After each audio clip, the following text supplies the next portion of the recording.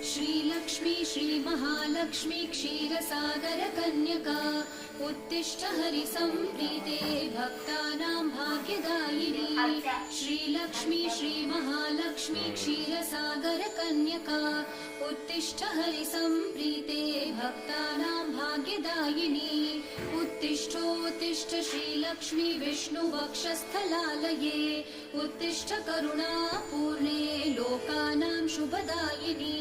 उत्तिष्ठोत्तिष्ठ श्रीलक्ष्मी विष्णुवक्षस्थलालये उत्तिष्ठ करुणापूर्णे लोकानां शुभदायिनी।